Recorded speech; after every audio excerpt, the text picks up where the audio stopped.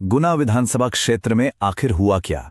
आज हम गुना की कहानी को खोलेंगे, लेकिन सिर्फ सियासत के चश्मे से नहीं, बल्कि आंकड़ों और जमीनी हकीकत की कसौटी पर एक चुनावी हार की गहराई से पड़ताल करेंगे। 66,454 ये सिर्फ एक नंबर नहीं है। ये 2023 के चुनाव में हार का वो भारी भरकम अंतर है जो हमें उस चुनौती का एहसास कराता है जिसे समझना और हल करना आज बेहद जरूरी है। जरा गुना की सियासी कहानी को देखिए, वक्त के साथ कैसे बदली है। 90 के दशक में यहां कांग्रेस की पकड़ हुआ करती थी, लेकिन 2003 के बाद तस्वीर पूरी तरह बदल गई। पिछले 2 दशकों से ये सीट लगातार भाजपा या उसके सहयोगियों के पास ही रही है। ये दिखाता है कि कैसे एक इलाका धीरे धीरे एक पार्टी का गढ़ बन जाता है। तो इस पूरी तस्वीर को समझने के लिए हम अपनी पड़ताल को इन 6 हिस्सों में बांटेंगे। पहले हार का विश्लेषण, फिर वहां की राजनीतिक जमीन को समझेंगे, दशकों के आंकड़ों को खंगालेंगे, शासन की खाई को देखेंगे, फिर परिवर्तन का एक खाका तैयार करेंगे और अंत में डेटा से जनादेश तक का सफर तय करेंगे। चलिए शुरू करते हैं। पहले हिस्से से शुरू करते हैं, हार का विश्लेषण। यहां हम 2023 के नतीजों को सिर्फ ऊपरी तौर पर नहीं देखेंगे, बल्कि इसकी तह तक जाएंगे। आखिर यह हार सिर्फ एक चुनावी घटना नहीं, बल्कि गहरे प्रणालीगत कारणों का नतीजा है। आंकड़े देखिए, कहानी खुद ब खुद साफ हो जाती है। 2023 में बीजेपी को 1,14,000 से भी ज्यादा वोट मिले, जबकि कांग्रेस मुश्किल से 48,000 तक पहुंच पाई। ये फासला सिर्फ वोटों का नहीं है, ये जनता के भरोसे और जमीनी जुड़ाव का फासला दिखाता है। और देखिए, ये कहानी सिर्फ 2023 की नहीं है, ये एक पैटर्न है।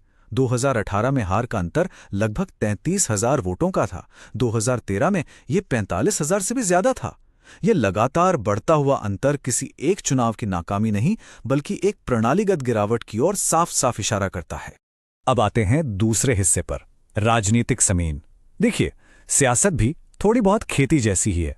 कोई भी फसल उगाने से पहले मिट्टी को समझना पड़ता है ना? ठीक वैसे ही राजनीति को समझने के लिए उस इलाके के लोगों, उनके समाज और उनकी उम्मीदों को समझना पड़ता है। गुना विधानसभा क्षेत्र मध्य प्रदेश के उस ऐतिहासिक चंबल ग्वालियर इलाके में पड़ता है जिसका अपना एक अलग मिजाज है, अपनी एक खास सांस्कृतिक और सामाजिक पहचान है जो यहाँ की राजनीति को भी एक दिशा देती है। तो इस मिट्टी में कौन लोग रहते हैं? यहाँ का सामाजिक ताना बाना कैसा है? ये एक ऐसी आरक्षित सीट तो है, लेकिन यहाँ अनुसूचित जनजाति, अन्य पिछड़ा वर्ग और दूसरे समुदायों की भी एक बहुत बड़ी आबादी है। मतलब समीकरण काफी उलझा हुआ है, और यही वो जमीन है जिस पर सियासी जंग लड़ी जाती है।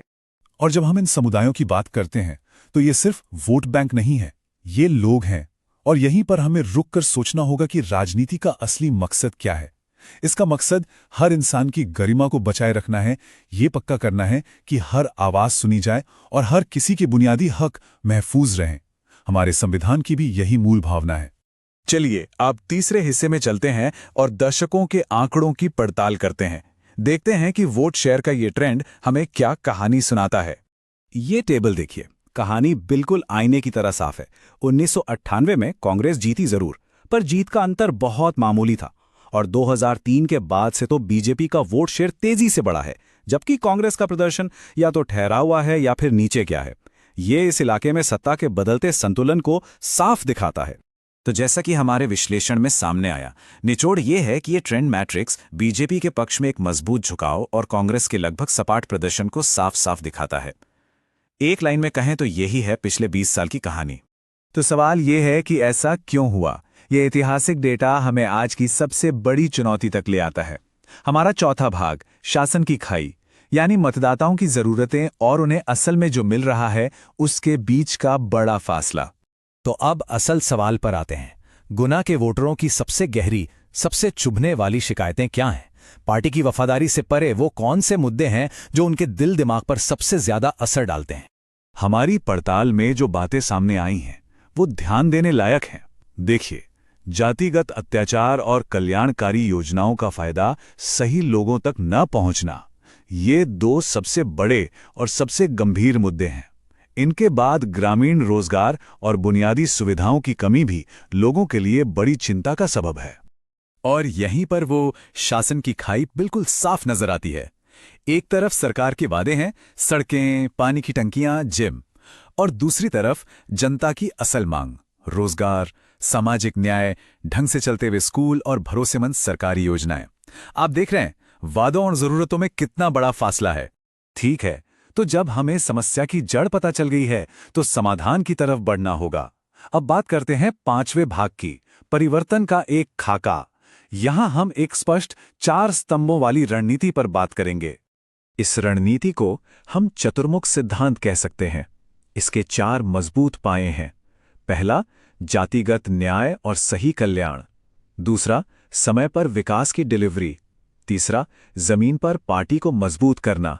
और चौथा, पार्टी की पहचान को बदलना, उसे ज्यादा समावेशी बनाना। हर पाया सीधा उन शिकायतों को संबोधित करता है जिन्हें हमने पहचाना था।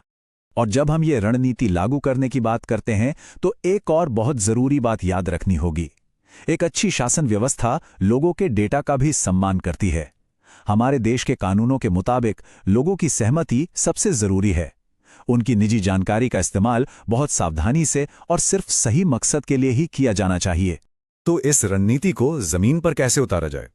इसके लिए ये 90 दिन का एक एक्शन प्लान है। देखिए, पहले 30 दिन ब्लूप्रिंट तैयार करने के लिए, अगले 30 दिन लोगों तक घर घर पहुंचने के लिए, और आखिरी 30 दिन जमीनी स्तर पर लामबंदी को तेज करने के लिए। एक ठोस, मापने लायक योजना। और अब हम अपने विश्लेषण के आखिरी पड़ाव पर हैं, डेटा से जनादेश तक का सफर। इसका सार यह है कि जब तक आप लोगों को और उनके डेटा को गहराई से नहीं समझेंगे, आप एक सच्चा चुनावी जनादेश हासिल नहीं कर सकते। देखिए, 66,000 वोटों के बड़े अंतर को जीत में बदलना कोई बच्चों का खेल नहीं है। इसके लिए विपक्ष के बेस वोट में 7 से 10% की सेंध लगानी होगी। ये आंकड़ा चुनौती की गंभीरता तो दिखाता है, लेकिन ये भी बताता है कि सही रणनीति के साथ ये लक्ष्य हासिल किया जा सकता है।